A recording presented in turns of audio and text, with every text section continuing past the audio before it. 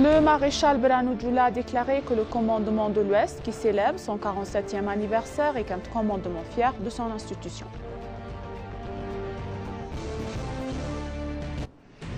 Une course de 5 km visant à améliorer la conscience de l'identité nationale a eu lieu hier sur la place de Meskel.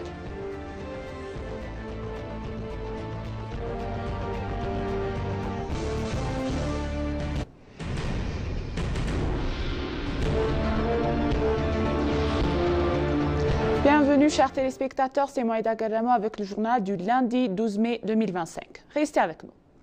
Notre pays, l'Éthiopie, dispose d'une force de défense héroïque qui a déjoué les attaques de divers ennemis, a déclaré le maréchal Birhaanu Jula, chef d'état-major des forces armées éthiopiennes. Dans un message délivré, le maréchal Birhaanu Jula, qui a assisté à la cérémonie, a déclaré que le commandement de l'Ouest, qui célèbre son 47e anniversaire, est un commandement fier de notre institution. Le commandement de l'Ouest a expliqué que de célébrer l'inauguration du grand barrage de la Renaissance éthiopienne est un moment où il est presque terminé, rend la journée spéciale. De son côté, le commandement en chef du commandement occidental, le lieutenant-général Meles Mesed, a rappelé que le montre l'histoire de l'Izugadil a rempli ses fonctions avec diligence et persévérance tant qu'au pays qu'à l'étranger depuis sa création en 1970. Il a également déclaré qu'il s'agissait d'un commandement qui a prouvé la loyauté de l'Éthiopie en protégeant la souveraineté de notre pays. Le président de l'État d'Oromia, Shimellis Abdiisa, a déclaré que le héros de l'Occident, en faisant de grands sacrifices, a accompli de nombreux exploits en devenant un bouclier pour le pays et en protégeant des menaces de l'ennemi.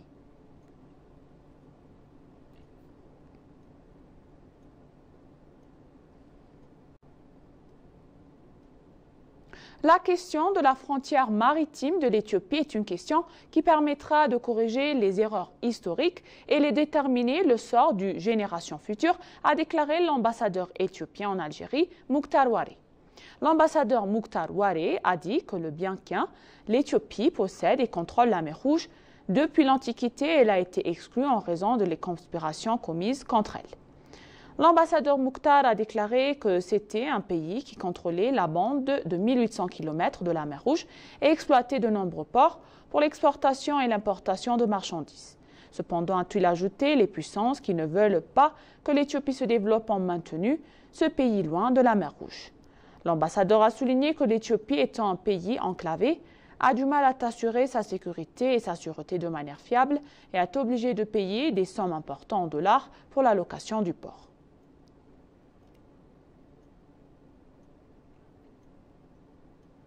Ouais.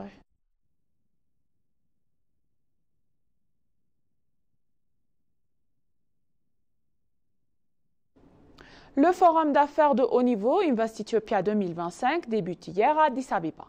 Donc, le forum de 2 jours vise à renforcer les perspectives économiques de l'Éthiopie en encourageant la collaboration et l'investissement dans un avenir prometteur. Co-organisé par les institutions gouvernementales clés, le secteur privé et des partenaires de développement, le forum servira de plateforme essentielle de dialogue et de réseautage.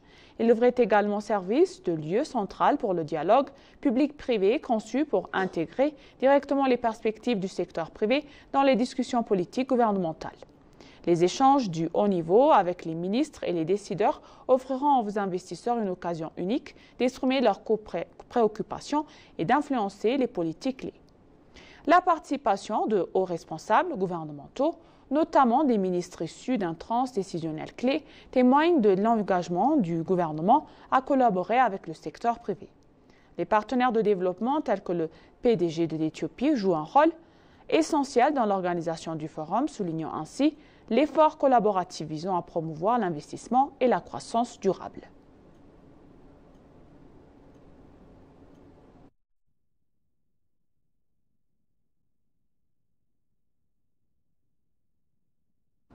L'ambassadeur du Pakistan en Éthiopie, M. Atif Sharif Mian, a exprimé que les infrastructures d'Addis Abeba ont connu des améliorations significatives. L'ambassadeur a déclaré qu'il encourageait les voyageurs pakistanais à envisager une escale à Addis Abeba, soulignant les opportunités offertes par la ville grâce à l'amélioration des services offerts. Les infrastructures d'Addis Abeba ont connu des améliorations significatives, ce qui a permis à réduire les embouteillages et de créer un environnement agréable. De plus, l'amélioration des équipements publics et la propreté générale de la ville sont appréciables, ce qui améliore le niveau de la vie et de la ville, tant que pour les habitants que pour les visiteurs, a ajouté l'ambassadeur Atif Sharif. L'ambassadeur a salué les propretés et la verdure luxuriante d'Addis Abeba. En outre, il a souligné que les villes pakistanaises peuvent s'inspirer de ce modèle, soulignant son potentiel à inspirer des stratégies efficaces de croissance et de développement urbain.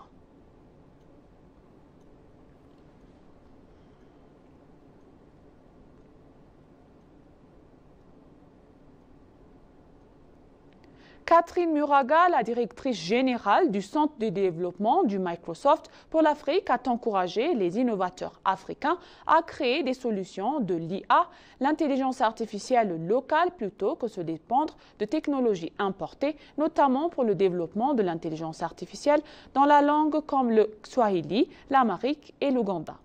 Elle a partagé ses idées lors de son discours d'ouverture au sommet africain sur l'intelligence artificielle en Ouganda, selon l'Uganda Times.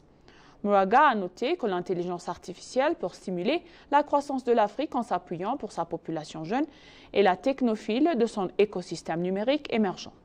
La directrice générale a expliqué que la jeunesse africaine est bien placée pour tirer la partie de la révolution de l'intelligence artificielle. D'ici 2030, le continent accueillera une part importante de la mise en œuvre mondiale. Muraga a souligné que les entreprises et le gouvernement du continent utilisent l'intelligence artificielle pour résoudre les problèmes persistants et accroître la productivité. Elle a souligné que cet avantage démographique rend l'Afrique particulière apte à un développement axé sur l'intelligence artificielle.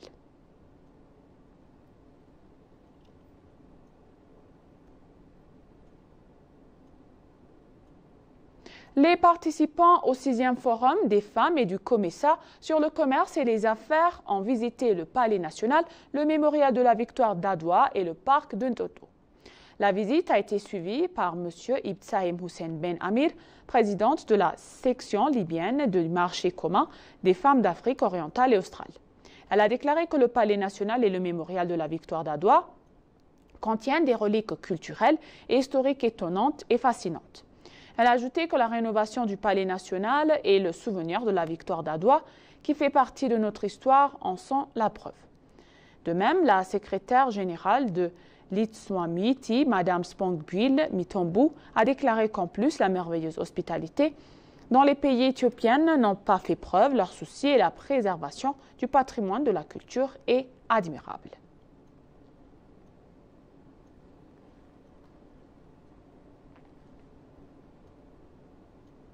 Pour conclure le journal donc, une course de 5 km visant à améliorer la conscience de l'identité nationale a eu lieu hier sur la place de Meskel. La compétition initiée par la maire adjoint d'Addis Abeba, M. Jandral Abbay, a attiré 25 000 participants et plus de 400 athlètes de deux sexes. Chez les hommes, Isma Vilou est sorti vainqueur, tandis que Yebolte Gachau et Malam Kefle ont terminé en 2e et 3e place. Chez les femmes, Yordanos, Zegab et Negesti, Gola et Irgalem Kidane ont gagné par 3 points. De plus, une compétition de course à pied pour les personnes handicapées a été organisée ce jour-là. Les athlètes gagnants ont reçu des prix en espèces de 500 000 et 25 000 et 15 000 birr. L'invité d'honneur à l'événement de l'athlète vétéran Ananissa Bakala a souligné que l'identification nationale est courante dans d'autres pays et présente de nombreux avantages.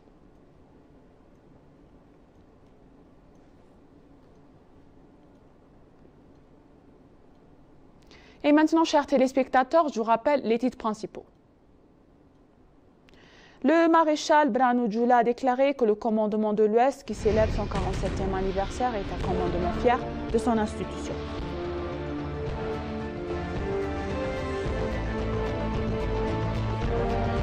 Une course de 5 km visant à améliorer la conscience de l'identité nationale a eu lieu hier sur la place de Meskel.